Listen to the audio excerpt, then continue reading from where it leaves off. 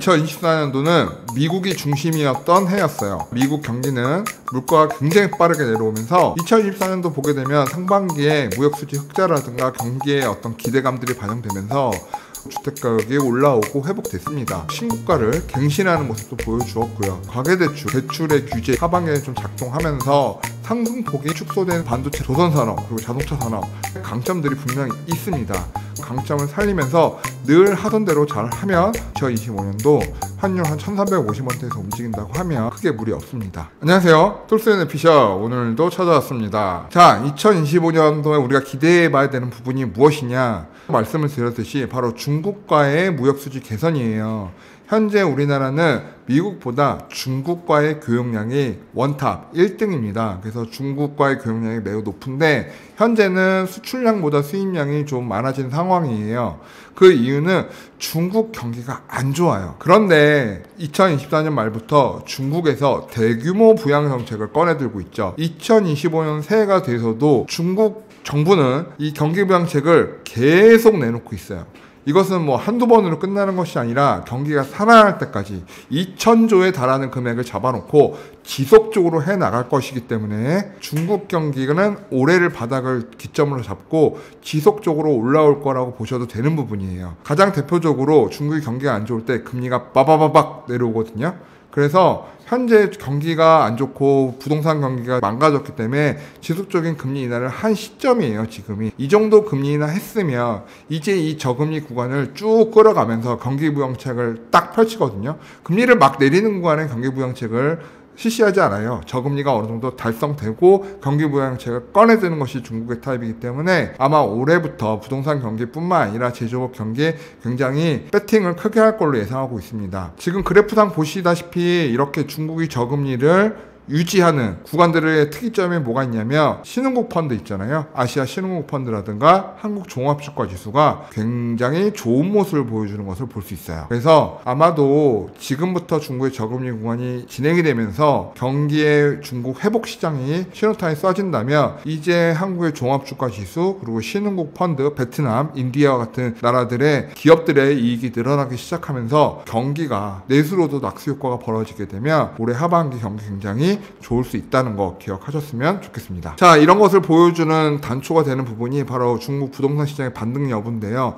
굉장히 몇 년간 안 좋았잖아요. 중국 시장 부동산 반토막 났다, 3분의 1 토막 났다. 근데 그것들이 다 진정되고 지금 노란색 표시된 부분들 보게 되면 중국의 부동산 시장들이 올라오고 있는 모습 볼 수 있어요. 즉 상승 전환했다.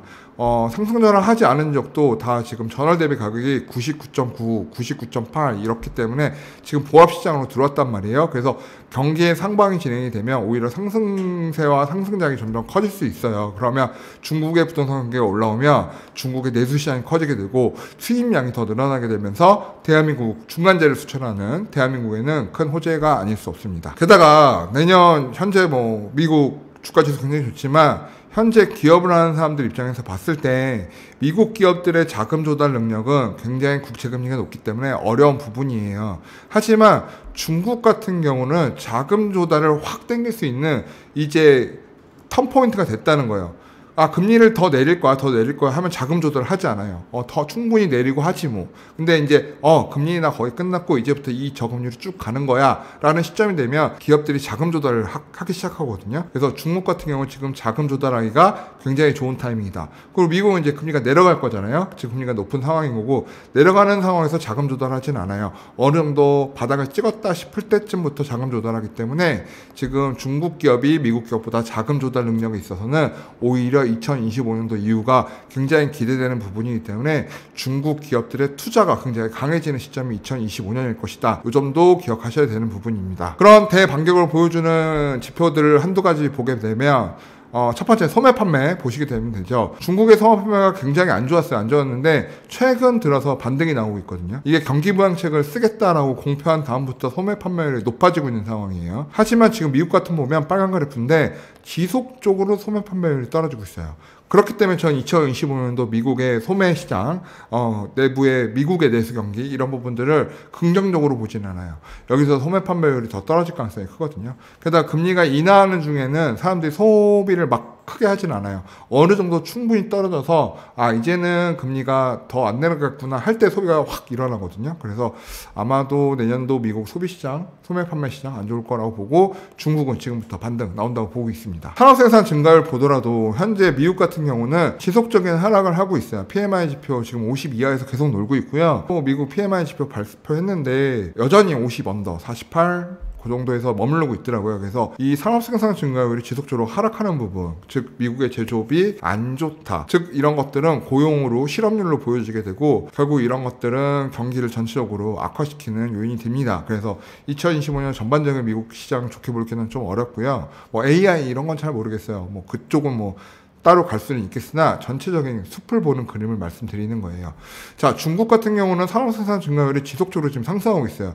그래서 이 기점부터 점점점 기업의 투자율이 굉장히 높아질 수 있어요. 이런 산업생산 증가율이 지속 중국이 상승하는 걸 생각한다면 중간재를 중국에 수출하는 대한민국 입장에서 무역수지 흑자, 대중국에 대한 무역수지 흑자가 일어난다면 그거는 대미 수출에 대한 흑자폭보다 굉장히 크게 나오거든요. 그래서 이런 것들을 기대해 볼 수 있는 2025년 한 해가 되지 않을까 생각합니다. 자, 미국은 더 이상 중국 경기를 타격하기 어려워요. 미중 무역 전쟁 이야기 이따 말씀드린다고 했잖아요. 바로 이 부분인데 이미 중국 수출 레벨을 보게 되면 예전에는 유나이티드 스테이트 이쪽이 28%, 30% 육박했단 말이에요. 그러나 그동안 거의 한 10년 가까이 미국이랑 티격태격하면서 중국 같은 경우는 미국의 수출량을 지속적으로 줄이고 홍콩이라든가 일본, 뭐 우리나라도 해당되죠. 사우스코리아, 베트남, 인디아, 러시아, 독일, 네덜란드, 말레이시아, 멕시코, 싱가포르 이런 쪽으로 아시아계열하고 그 외지역으로 유럽 지역으로 수출을 다변화를 해버린 거예요. 그러다 보니까 이제 미국의 수출하는 양은 전체 수출량의 15%밖에 되지 않아요. 이 또한 계속 좀 줄여나가겠죠. 지금 지속적으로 줄여나갈 걸로 보이고 있고 여기서 중국하고 뭐 관세 싸움 뭐 이렇게 한다고 해서 중국 경기가 흔들릴 거냐 그렇게 보기는 어렵다는 거예요. 게다가 세계 인구의 60억 이렇게 하잖아요. 그 중에 4분의 1에 해당하는 15억 인구가 어디에 있죠? 중국에 있습니다. 중국은 수출로 먹고 사는 나라가 아니라 내수 경기도 어마어마한 큰 포지션을 차지해요. 그렇기 때문에 이제 중국의 내수 경기가 살아나게 되면 중국의 미국 수출이 중국 경기를 좌지우지하기는 어렵다는 거죠. 요 점 착안하셔야 되는 부분이고요. 자, 2025년도 저는 신흥국 굉장히 좋게 보고 있어요. 아까 템플턴 신흥 주가 지수도 잠깐 말씀드렸지만 이제 인디아, 베트남 올해 주식시장 굉장히 안 좋았거든요. 근데 2025년도에는 인디아, 싱가포르, 인도네시아, 베트남 이쪽에 기업들이 굉장한 투자를 이룰 가능성이 굉장히 커요. 왜? 유가가 안정화된 상태이기 때문에 그쪽 베이스로 해서 굉장히 탄탄하게 올라올 거로 생각이 돼요. 그리고 최근 들어서 아르헨티나도 무역수지 흑자로 올라왔잖아요. 대통령 바뀌고 나서. 그리고 브라질도 그렇고 멕시코도 마찬가지고. 그래서 이러한 신흥국들이 2025년도에 올라오게 되면 가장 수혜를 보는 나라가 어디냐면 바로 차이나예요. 차이나, 중국. 지금 브라질만 보더라도 브라질이 수출 비중을 보게 되면 중국의 31%를 수출을 해요. 그러면 브라질도 좋아지고 중국이 좋아지면 이 교육 규모는 더 늘어나겠죠. 이미 신흥국들 보더라도 미국과의 교육량이 굉장히 줄어들어 있어요. 미국은 이제 우리 건 우리가 해 라는 방식으로 계속 방어주의적인 무역을 하다 보니까 개방주의적인 무역을 하는 중국의 포지션이 신흥국에서는 점점 커지고 있는 거예요. 네. 그래서 이런 부분들이 2025년도에 더 도드라지게 보일 수 있다라고 보여지는 부분인 거죠. 이런 것이 미국의 보호주의 무역이 나타내는 결과가 아닌가 생각 들고 2025년도를 기점으로 이러한 것들이 변화될 수 있다라는 걸 생각하셔야 된다는 겁니다. 미국 수입이나 미국 수출 쪽 보더라도 중국하고의 이제 스킨십 자체가 굉장히 많이 떨어져 있어요. 그래서 미국 수입도 보게 되면 중국이 아니라 멕시코하고 캐나다가 메인입니다. 둘이 합쳐 30%예요. 차이나 15%밖에 안 되고요. 독일, 일본 쪽에서도 수입량이 굉장히 많죠. 그리고 베트남도 3.9%. 자, 우리나라는 3.9%. 그래서 우리나라가 메인이 아니라 멕시코와 캐나다하고의 교육 조건을 타이트하게 바꾸는 것이 트럼프가 해야 될 일이고요. 그 다음에 해야 될 것이 차이나, 그리고 독일, 일본입니다. 그 다음에 우리나라인 거죠. 근데 일본이나 독일, 캐나다, 멕시코는 대체제가 있는 상품들을 무역 교육을 하기 때문에 트럼프가 쥐고 흔들 수 있는 부분이 좀 많아요. 하지만 우리나라는 대체제가 없는 상품들을 미국이 수입하기 때문에 그렇게 데미지를 입을 걸로 보실 필요는 없습니다. 최근 들어 바이든 정부 끝나는 무렵이긴 하지만 반도체 지원금 삼성, SK하이닉스 다 받았잖아요. 이런 부분이라고 생각해보셔도 좋을 것 같고, 미국의 조선업 이런 부분도 우리나라가 없이는 아무것도 할 수 없는 상황이기 때문에 그런 부분들 생각하시면 대한민국은 오히려 기회의 시간이다 라고 보셔도 좋습니다. 수출 보더라도 캐나다하고 멕시코가 제일 가장 크죠. 그죠? 차이나에 수출하는 건 7.5%. 그래서 중국과 미국 간의 교육 접점이 계속 줄어들고 있기 때문에 무역 관세를 통한 경기 폭망, 글로벌 경기 침체 이런 얘기들 뉴스에 너무 많이 나오는데 그렇게 보실 이슈는 아니라는 말씀 꼭 드리고 싶습니다. 그럼 한국의 경우 들여다봐야 되잖아요. 한국, 차이나, 중국이 24%예요. 제가 중국 좋아하는 건 아니에요. 저도 중국 좋아하진 않지만 돈이라는 건 냉정하게 봐야 되는 거니까. 경기라는 건 냉정하게 봐야 되는 거니까. 자, 차이나 24%, 그리고 미국 27%, 그리고 베트남이 9.3%, 일본 4.7%, 홍콩 4.2%, 싱가포르 3.2%. 그래서 차이나랑 홍콩을 치면 거의 30% 육박하는 게 우리 중국하고 교역하는 부분이에요. 우리나라 수출 금액이잖아요. 그래서 지금 중국에서 수입해오는 게 굉장히 커요. 수출도 가장 큰데, 이제 중국 경기가 올라오게 되면 중간재를 수출하는 우리나라는 중국의 수출량이 늘어나게 돼요. 그렇게 되면 무역수지 흑자가 개선이 더 될 가능성이 크죠. 그래서 대미 무역 흑자가 조금 줄어들어도 차이나 부분에서 굉장히 상쇄될 부분이 있다. 그리고 베트남이란 부분. 또 베트남 경기가 굉장히 올라오니까 우리나라 해외 건설업 수주액이 1조 원이 넘었다고 해요. 그래서 해외 건설도 그런 부분도 있고, 그래서 베트남이라든가 싱가포르, 인도와의 교육 이런 것들 점점 늘어나게 되면 아마 대한민국의 수출 2025년 암울하게 볼 부분은 아니다라고 저는 단언코 말씀드리고 싶습니다. 자, 그럼 경기에 대한 부분 말씀드렸으니까 부동산 이야기도 해야 되잖아요. 올해 상반기에 집값 너무 많이 올라서 집값 거품이다, 버블이다 이러시는데, 실제적으로 2024년도 미국 주택가격 지수와 우리나라 비교해보게 되면 최근 들어 미국 주택가격 지수는 계속 올라왔어요. 근데 한국 주택가격 지수가 최근 들어서 좀 주춤한 부분이 있잖아요. 이런 부분들은 왜 그러냐? 중국이 경기가 안 좋았기 때문에 그로 인해서 벌어진 이슈다라고 보셔도 좋고, 두 번째는 기준금리 부분이 있어요. 기준금리의 인하가 대응이 늦었다.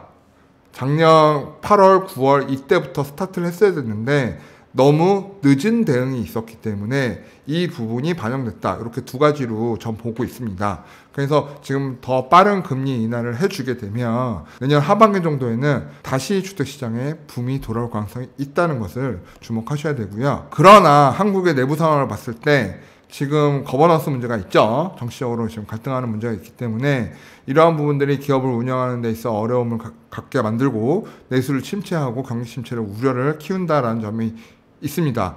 하지만 이 대한민국의 정치적 문제가 경기에 얼마나 영향을 미칠 것인가, 과거 사례들을 들여다보면 경기하고 정치는 우리나라 같은 경우는 조금 많이 결이 다른 것 같아요.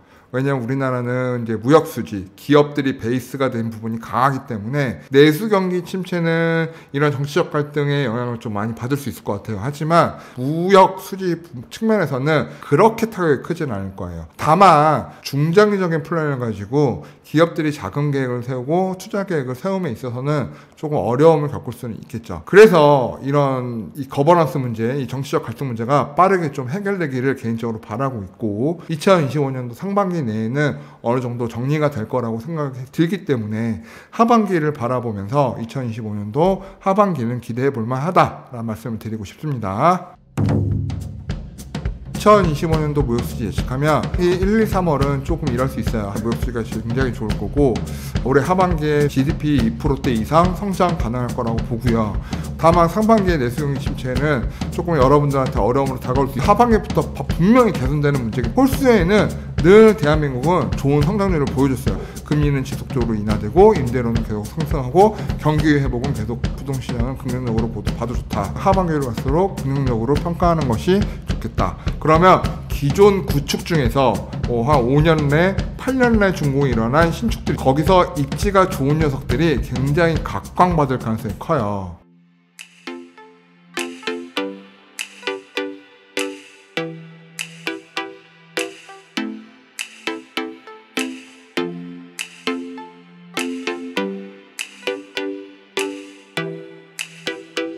오늘의 영상 도움이 되셨나요?